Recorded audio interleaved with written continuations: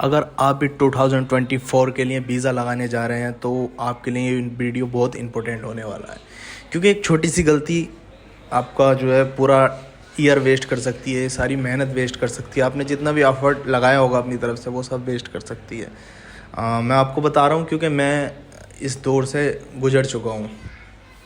तो मैं जो बताने वाला हूँ वो काफ़ी इन्फॉर्मेटिव होने वाला है। तो मेरे चैनल को सब्सक्राइब कर दीजिए, वीडियो को लाइक कर देना अगर आपको पसंद आए, और दोस्तों के साथ अपने शेयर कर देना। तो चलो वीडियो शुरू करते हैं। सबसे पहले जो मैं आपको बताने वाला हूँ, अगर आप अपने वीज़ा एप्लीकेशन करवाने जा रहे हैं तो या आप खुद से कर रहे हैं तो आपको पूरी उसकी इन्फॉर्मेशन होनी चाहिए, पूरी जानकारी उसकी होनी चाहिए, तभी जो है वीज़ा एप्लीकेशन खुद से करें, वरना आप किसी अच्छे कंसल्टेंसी से बात करके अपने वीज़ा एप्लीकेशन फ़ाइल करवाएं, वो आपको सारे डॉक्यूमेंट्स बता देंगे।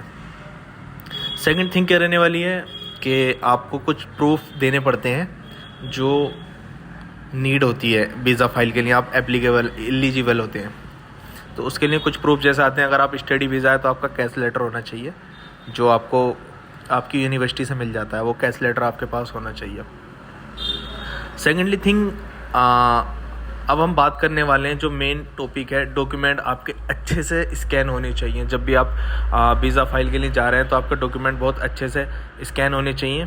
ऑनलाइन मैं आपको कहना चाहूँगा कि आप खुद से स्कैन ना करके 2-2.5 हज़ार रुपये मेरे ख्याल से एक्स्ट्रा कटते हैं, वो फ़ीस कटवा कर BFS से ही स्कैन कराएं। उसमें क्या होता है, उनके पास अच्छे प्रिंटर्स होते हैं, स्पेशली स्कैन के पर्पज़ से ही बने पड़े होते हैं। अगर आप खुद से करते हैं और डॉक्यूमेंट आपका कुछ एरर हो जाता है, स्कैन सही से नहीं हो पाता, ऊपर अपलोड नहीं हो पाता है, तो उसमें इशू क्या होगा, आपकी फ़ाइल अटक जाएगी और इससे वीज़ा रिजेक्ट तो नहीं होता, वो दोबारा डॉक्यूमेंट मांग लेते हैं, लेकिन आपका प्रोसेस जो है थोड़ा लंबा हो जाएगा। तो मैं आपको रिकमेंड करूँगा कि अच्छे से जो है अपनी फ़ाइल को वहीं से स्कैन कराएं, खुद से ना करें। और एक और इम्पोर्टेंट बात मैं आपको बता देता हूँ, ज़्यादातर केसेस में क्या रहता है, ये लोग टीवी टेस्ट को दोबारा स्कैन करवाते हैं। अब वो मुझे नहीं पता, सही से स्कैन नहीं होता, वो BFS से स्कैन कराने के बाद भी अच्छे से स्कैन नहीं हो पाता, इसका रीज़न समझ नहीं आया, लेकिन मोस्टली केसेस में टीवी टेस्ट जो है ये दोबारा से स्कैन करवाते हैं। अब ये जो मैंने बताई ये सिर्फ बेसिक इन्फॉर्मेशन थी, ये हर किसी को पता होती है, बट जो मैं अब बताने वाला हूँ वो थोड़ा मेन इन्फॉर्मेशन है। अगर आपने इसमें थोड़ी सी भी गलती की, थोड़ी सी मिस्टेक की, तो आपका वीज़ा रिफ्यूज़ हो सकता है। बहुत से लोगों के, बहुत से स्टूडेंट्स के वीज़ा रिफ्यूज़ हुए हैं सिर्फ इस छोटी सी मिस्टेक की वजह से। तो मैं बताने वाला हूँ, इस टाइम पर UKVI बहुत स्ट्रिक्ट हो चुका है फंड्स को लेकर। फंड्स को ही देखते हैं कि बंदा जेन्युइन है या नहीं है, और मोस्टली केसेस में ये उन लोगों के साथ हो रहा है जिनकी फ़ी कम डिपॉजिट की जिन्होंने यूनिवर्सिटी में, उसको वो इंटरव्यू डाल रहे हैं, नॉट स्टेट फॉरवर्ड्स के मेल डाल रहे हैं, और उनसे वो क्वेश्चंस कर रहे हैं कि अपने फ़ंड्स को वेरीफाइड कराओ। बैंक में मेल भेजते हैं वो वेरिफिकेशन के लिए। उसमें क्या होता है, आप बैंक विज़िट करते हैं बट आपको कोई भी रिस्पॉन्स नहीं मिलता बैंक की तरफ से, बैंक बोलती है हमें कोई मेल नहीं आया है।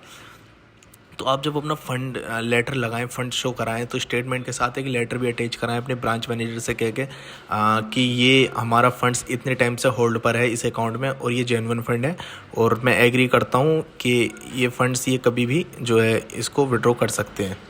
आई हैव नो एनी इशू।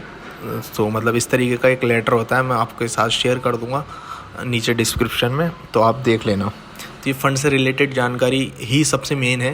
इसमें आपको एक मैनेजर का नीचे जो लेटर बनवाएंगे, आप लेटर पैड पे लिखवाएंगे जो मैटर मैंने आपको बताया, उसमें नीचे मैनेजर की ईमेल आईडी और फ़ोन नंबर दोनों, कॉन्टैक्ट नंबर दोनों मेंशन करना, ठीक है। और बट क्या होता है, ये लोग मैनेजर से कॉन्टैक्ट रेयर केसेस में करते हैं। मोस्टली केसेस में क्या कर रहे हैं, ये जो इंक्वायरी है वो हेड ऑफिस को डाल रहे हैं। जो मान लो आपका बैंक है HDFC, ICICI या फिर एक्सिस बैंक या येस बैंक, कोई सा भी XYZ आपका बैंक है, तो उसका जो मेन मेल होता है, जो मेन एक ही मेल होता है हर बैंक का, किसी का भी हो, वो एक ही मेल होता है, उस पे जो है वो मेल डालते हैं। बट अब क्या हो रहा है कि उन मेलों से उनको रिप्लाई नहीं मिल पा रहा है, तो रिप्लाई नहीं मिलता तो वो आपको एक मैसेज डालेंगे कि भाई we have try to contact your bank but we have not receive any response from the side of your bank. अगर हमें 10 दिन के अंदर आपके बैंक से कोई रिस्पॉन्स नहीं मिला तो हम आपकी फ़ाइल को आगे बढ़ा देंगे बिना किसी वेरिफिकेशन के। तो अगर समझ लेना, अगर आपकी फ़ाइल बिना वेरिफिकेशन के 10 दिन के अंदर आगे बढ़ जाती है 10 दिन बाद, तो रिफ्यूज़ल आपका पक्का है। अगर आपको ये मेल आ गया वेरिफिकेशन का, तो समझ लेना अगर आपका फ़ंड वेरीफाई नहीं होता है तो आपका रिफ्यूज़ल पक्का है। उसमें वो आपको रिफ्यूज़ल लेटर में कुछ ये लिख कर दे देंगे जो मैंने आपको स्क्रीन पर शो कर रखा है। तो फंड्स को लेकर मैं बताना चाहूँगा, आप अपनी अच्छे से स्टेटमेंट या एफडी लेटर या एफडी स्टेटमेंट जो भी लगाएं अपना फंड्स का, वो प्रॉपर तरीके से लगाएं और जेन्युइन ही लगाएं। और अपने बैंक मैनेजर को इन्फॉर्मेशन दें, पहले इन्फो कर दें कि भाई हम आपकी बैंक में अकाउंट खुलवा रहे हैं और हमको मेल आएगा वेरिफिकेशन के लिए एम्बेसी की तरफ से, आपको उस पर ध्यान देना है।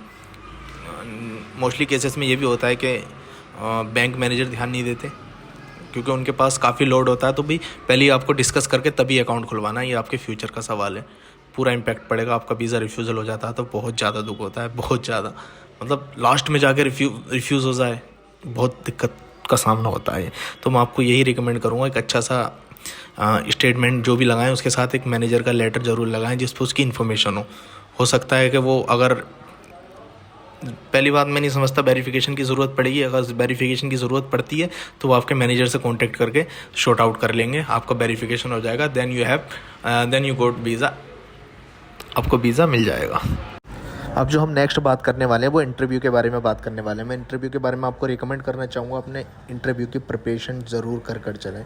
कुछ नहीं होता है UKVI के इंटरव्यू में, एम्बेसी के इंटरव्यू में स्टूडेंट्स डरते हैं, यार क्या पूछेंगे, रिजेक्ट तो नहीं कर देंगे, रिफ्यूज़ तो नहीं कर देंगे मेरा एप्लीकेशन, कुछ नहीं पूछते उसमें। मोस्टली अगर आपने प्रीकास्ट इंटरव्यू दे रखा है, यूनिवर्सिटी का इंटरव्यू दे रखा है, तो वो सेम वही क्वेश्चन है, why university, why course, what's your future plan and how much your tuition fee, कितनी आपने पे कर दी, और कोई डिपेंडेंट है या नहीं है। मतलब सेम क्वेश्चंस होते हैं, कुछ नया अलग क्वेश्चन नहीं होगा एक भी, मैं गारंटी से कह रहा हूँ एक भी नया क्वेश्चन नहीं होगा। सिर्फ अगर हुआ तो सिर्फ आपसे ही रिलेटेड होगा, कुछ भी आउट ऑफ यू नहीं होगा, मतलब आपसे अलग, आपसे बाहर कोई भी क्वेश्चन नहीं होगा, सब आपकी नॉलेज में ही क्वेश्चन होगा। आपको तो प्रिपेयर करना है, अच्छे से अच्छा प्रिपेयर करना है। मैं उसके लिए भी एक सेपरेट वीडियो बना दूंगा इंटरव्यू के लिए, जिसको चाहिए मुझे कमेंट में लिखना, मैं फिर आपके लिए इंटरव्यू का एक वीडियो बना दूंगा। तो इंटरव्यू के लिए प्रिपेयर रहें, इंटरव्यू आ रहे हैं काफ़ी इस बार, जो है अब जनवरी इनटेक है, तो ये छोटे इनटेक होते हैं तो इसमें मोस्टली इंटरव्यू आ जाते हैं जनवरी में, इनटेक सितंबर में नहीं आ पाते हैं। तो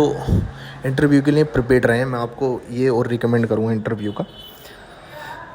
तो दोस्तों आज के लिए इतना ही, बाकी मिलते हैं नेक्स्ट वीडियो में।